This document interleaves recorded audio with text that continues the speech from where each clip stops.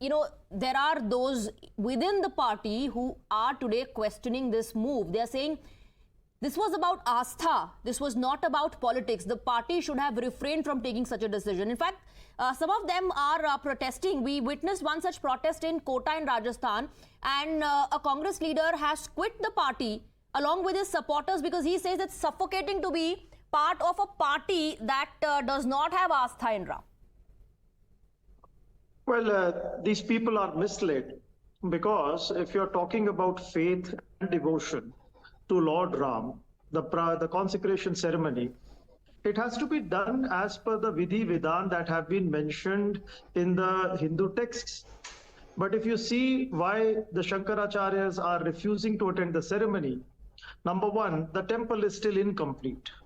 Secondly, when you talk about such ceremonies, they are usually in according to the Vedic text, whereby generally a presiding priest or somebody who has been associated with religious life, he undertakes that entire event, that entire anushthan. But what we see, BJP is in such a hurry. It could not wait till 17th of April, which is the Ram Navami, where it could have had the consecration ceremony done.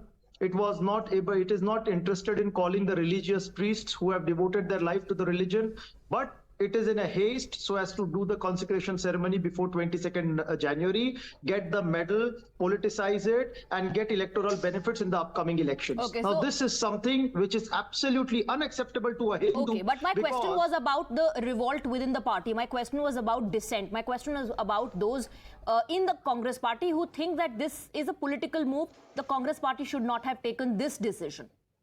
No, I'm glad that the Congress party took this decision because it is in accordance to the basic tenets of the religion. It is exposing the BJP's true intention. But Lokesh ji, I am asking you about those who think this is not the right move. They are also part of the Congress party. They are also Congress leaders. Why are they not getting the message from the High Command?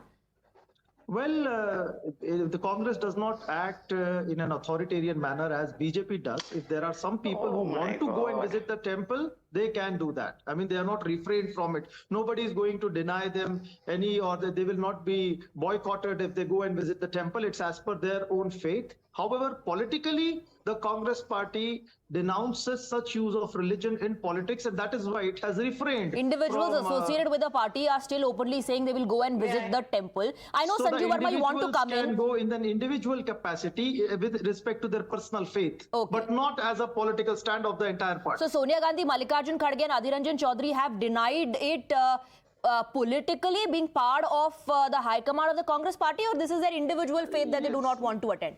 We have the leader of opposition, the party president, the party head. So all the three, they have given a clear message that they would criticize or they would condemn such politicization of religion and such manipulation and disrespect offered to the religion. This is politicization, but when the Congress party organizes special pujas in Karnataka, that is not a party-sponsored event. That becomes about religion. Then there is no politics. If at all that puja is done as per the Vidhi Vidhan, then it is welcomed. Okay, however, Sanjeev Verma, I know you want to come in, Sanjeev Verma, but because Lokesh Jindal is constantly talking about Vidhi Vidhan, and we have Mahant Raju Das, I want to bring him in. Mahant Raju Das जी, विधि विधान की जो बात हो रही है, उस पर जरा आप थोड़ा स्पष्टीकरण दीजिए, क्योंकि लोकेश जिंदल के साथ ही जो अन्य लोग हैं विपक्ष में, वो कह रहे हैं कि जब 4 शंकराचार्यों ने दूरी बना ली, ऐसा उनका कहना है कि 4 शंकराचार्य जा नहीं रहे हैं, वो हिस्सा नहीं ले रहे हैं प्राण प्रतिष्ठा में, तो फिर वो ऐसा क्यों नहीं कर सकते और विधि विधान से नहीं हो रहा है? इस पर जवाब आप दीजिए।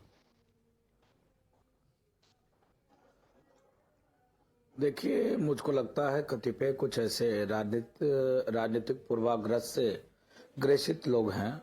मैं पूज्य शंकराचार्य जी का सम्मान करता हूं, शरणों दंडवत प्रणाम करता हूं और सवाल पूछता हूं। कांग्रेस सरकार में रामालय ट्रस्ट बना था मंदिर को निर्माण को लेकर, पूरे देश से घूम घूम कर चंदा कलेक्शन किया था, पूरे देश से कोने कोने से उन्होंने सोना इकट्ठा किया था। ना तो अभी तक उस चंदा का पता है, ना तो उस सोने का पता है।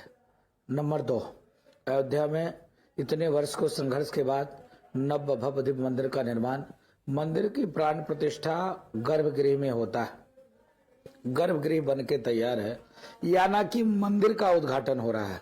मंदिर का प्राण प्रतिष्ठा महोत्सव है। क्या हो रहा है? मंदिर का प्राण प्रतिष्ठा, ये ना कि पूरा मंदिर का जो है वो हो रहा है। प्राण प्रतिष्ठा में मूर्ति की प्राण प्रतिष्ठा होती है, गर्भगृह बन के तैयार है और प्राण प्रतिष्ठा होना है। प्राण प्रतिष्ठा एक दिन में नहीं होता है। प्राण प्रतिष्ठा का प्रक्रिया कम से कम 24 घंटे, 48 घंटे, 7 दिन, 11 दिन।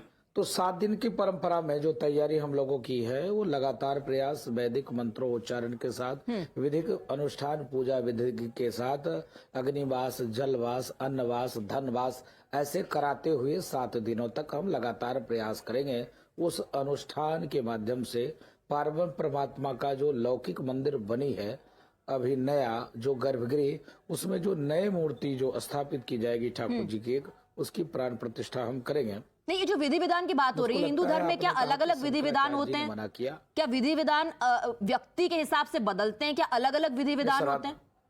परंपरा में कोई विधि विधान अलग नहीं है। हमारे रामानंद संप्रदाय की जो व्यवस्था है, हम रामानंदी संप्रदाय से जो पूजा करते हैं उसी पूजा के परंपरा के अनुरूप हम कार्य करेंगे। हम वैष्णव परंपरा को मानने वाले हैं, हम सन्यासी परंपरा को थोड़े मानने वाले हैं। हम वैष्णव साधु हैं, हम वैष्णव साधु है कि वैष्णव परंपरा को मानते हैं।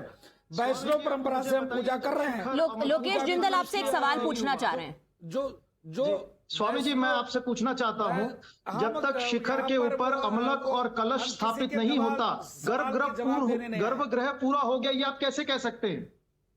जब तक अमलक और कलश स्थापित नहीं होता गर्भगृह के ऊपर, आप कैसे कह सकते हैं कि गर्भगृह पूरा हो गया, पूरी तरह से बन चुका अरे है? जवाब तो देने दीजिए, लेट हिम रिस्पॉन्ड। हमारा गर्भगृह, हम ये टेस्ट के लिए मैं यहाँ नहीं बैठा हूँ, ना तो आपके सवाल के जवाब देने के लिए बैठा हूँ। अगर एंकर ने पूछा तो मैं उसका जवाब देता हूँ। विषय ये है, मैं पूछना चाहता हूँ, आपने जवाब दिया क्या?